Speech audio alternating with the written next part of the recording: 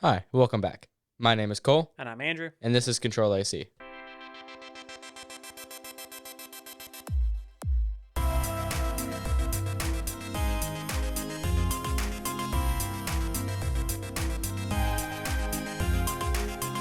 CTRL-AC is the podcast where we talk about international import bans due to patent infringement.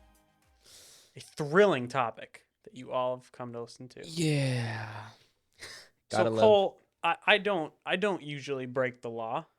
It's something we all try to avoid. Most of the time. But I am a rule breaker. I am breaking international patent laws right now. I'm wearing an Apple Watch. So it turns out that there is a chance that the Apple Watch could actually be banned from being imported to the U.S. If this plays out, this is huge. Because probably one of the biggest stories of the year. Yeah, the Apple Watch is the most popular watch on planet Earth. Yeah. So with the Apple Watch Series 4, is that when the ECG feature came out? Maybe? Series 4. So when the Apple Watch Series 4 came out, it had an ECG feature on it where you could take an ECG with your watch. Mm-hmm. It's not a 12-point ECG like you'd get in a hospital. It just uses your finger on the crown to measure the electrical impulses from your finger. Yeah. So it's just using 1 point. It works well. It actually works well. Apparently, the U.S. International Trade Commission, ITC, has been suggesting that it could uphold a patent ruling that would basically stop this from being imported. Because apparently there's a company called AliveCore, and they claim that this feature is infringing on their patents for ECG machines. Which, if you don't know, that is not good. Well, no, because that means the watch would be banned. Yeah, which is not good. So, Joe Biden had a chance to use a veto and stop all of this. He is not yet. So, in the coming weeks, it says the White House has declined to use that power. So, in the coming weeks, there will be more, I don't know what happens, like more trials over this. I mean, I'm not sure if AliveCore has the power to do this, but yeah. And I don't know. They're probably not going to be able to shut down a multi-billion-dollar company, but I don't know. AliveCore has a lot of followers. What even are they? AliveCore. Let's see. Medical device company. Oh, well, maybe. Oh, producing ECG hardware. That's their whole business. Oh. You know what? Well, maybe they do have a chance. Yeah. That wouldn't be very good. Well, no, because so would the feature wouldn't get shut off though, like on current watch. Because I have that feature. I've used it. It's cool. Have I broken the law? Breaking the law. The Cops song plays like the. Anyways. So yeah, in the coming Apple Watch generation, maybe it'll ship without it. I really don't know, but this kind of has interesting implications. Also new with the Apple Watch and patents. A lot of patents this week. Apple has been granted a patent for a color-changing Apple Watch band, which is controlled by an app.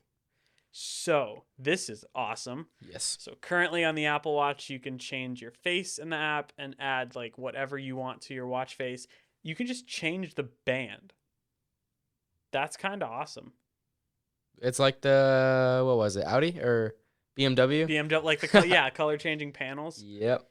So this says you could put text on it. So I don't know. You could put like a Rolex text on it. There's a lot you could do with this, but there would be 3 stripes on the watch. Each one could be a different color. That's kind of cool. I would assume this would be so expensive. I can't imagine that it wouldn't be. How much is the Hermes band? Hermes Apple Watch band. Let's see. I bet this will be $200. Just my guess. I don't know. The Hermes band's $319, and then the bigger one is $850. I mean, they're selling an $850 watch band, and then the Apple Watch Ultra bands I thought were Wait, like $850? Yes, it's a designer band. So For a watch band? Yeah, the watch is more money than the band. You could get like an Apple Watch Ultra. Yes. Right? How much is the Ultra? It's 800, isn't it? $799. Oh my god. But look, it's is it Hermes? I think it's Hermes. It has an accent. I don't know. I don't buy this stuff. Look, we're trying to be nice, but like if you're spending $850 on a watch band for your Apple Watch, like a Rolex band maybe is worth $850, probably more. But look, it's an Apple Watch. Like you swim with these things. Your band should not be. Well, you're spending the $800. Yeah, the band should not be what the watch is. Anyway, color changing band is cool because you kind of just get one band, throw it with any outfit. You never have to change your band. Mm-hmm. It's nice. Wow, this would be expensive. Yeah. You think like $399? Maybe it'd be $399. I think it'd be a little bit lower. Well, I don't know. It has 3 panels that are like basically screens. It's all app control. I think $399. I'm gonna guess $289.99. Well, we will see. We will not be buying this. There's no way that they sell an Apple Watch band that's more expensive than their AirPods. I mean, they've sold crazier things. Can you still buy the Mac Pro wheels? Probably. I can't imagine. Well, that's fair. Yeah, no, this will be $400. You can. Oh, they're on sale at No, they're not. Same price. At B&H, you can just go buy the Mac Pro wheels for $699. $700 for 4 wheels. I love these wheels. Like, this was so much fun when these came out. Cuz you buy your Mac Pro and then you get the stand and the wheels. So the monitor stand for the Pro display and the wheels is $1,700. Yeah.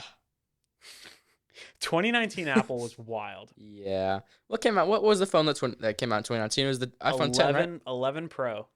Was it the 11 that came out? Yep. That was the year of the 11 Pro, Series 6 or Series 5. Yeah, Series 5. That's when you got 16-inch MacBook Pro, Mac Pro cheese grater. Yep. That was a good year.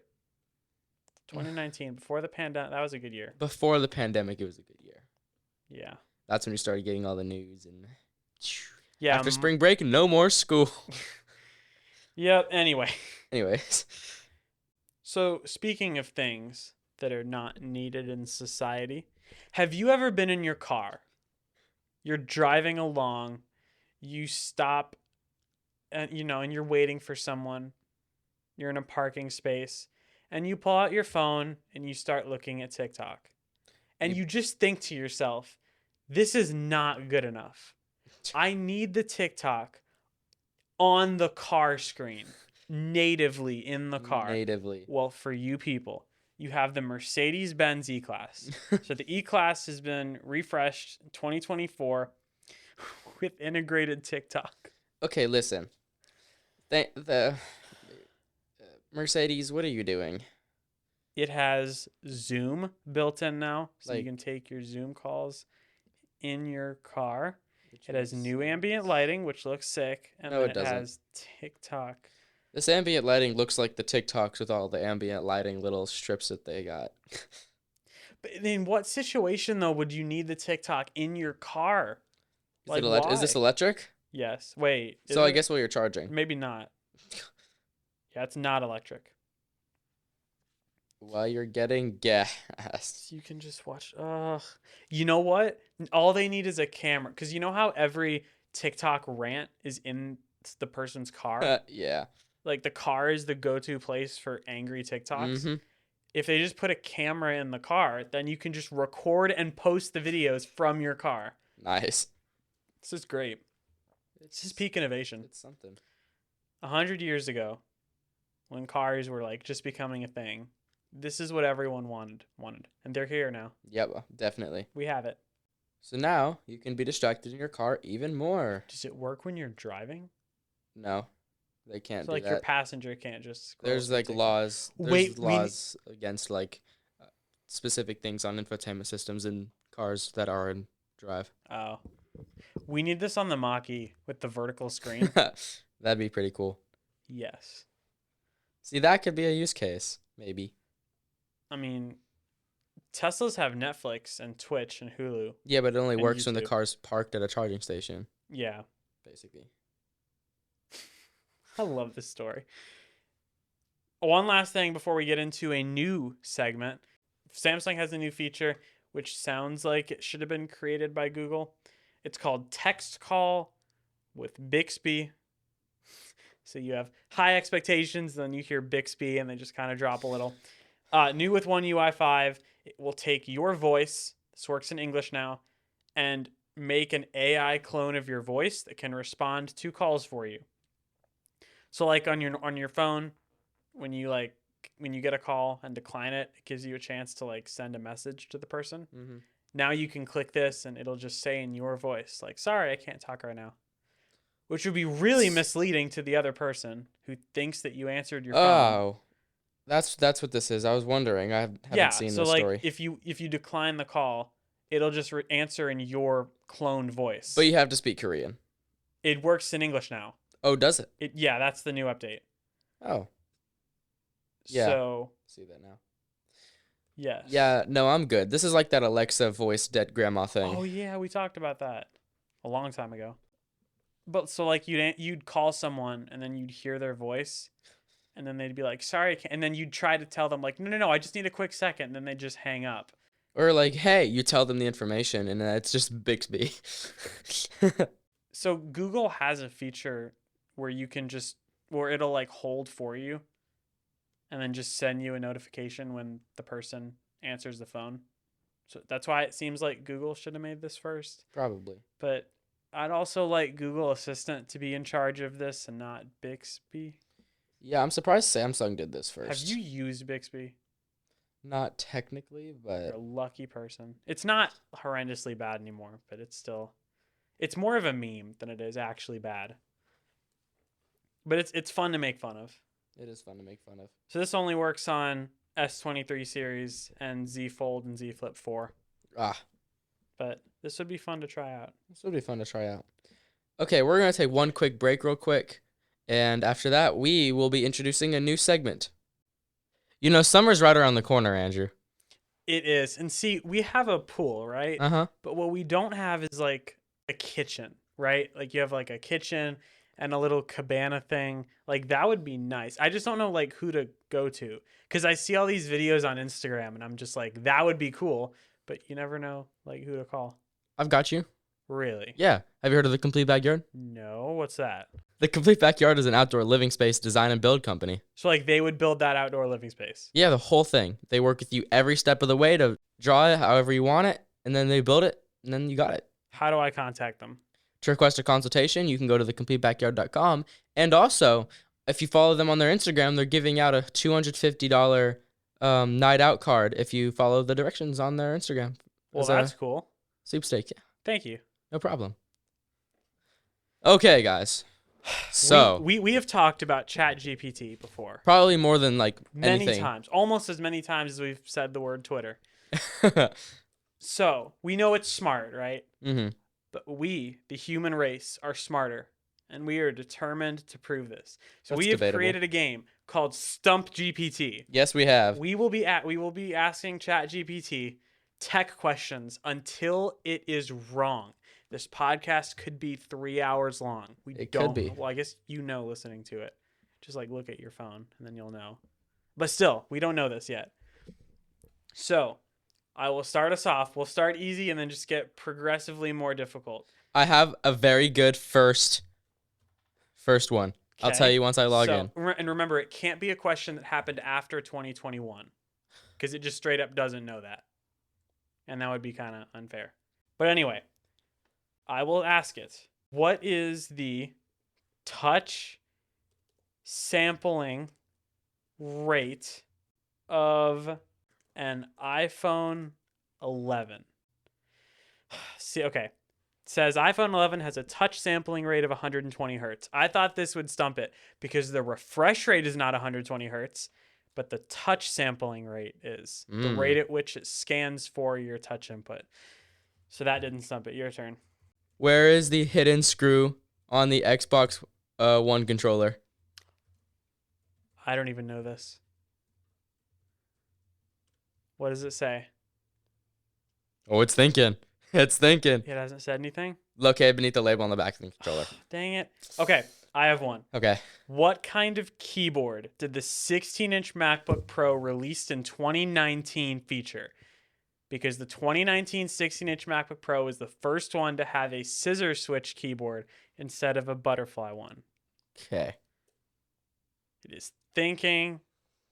New scissor switch style keyboard called the Magic Keyboard. Okay. Okay, that was... I feel like this is going to be harder than we thought. Let's see. Oh, I've got one. What? Hold on. Okay, go ahead. What is the weight of the spring in the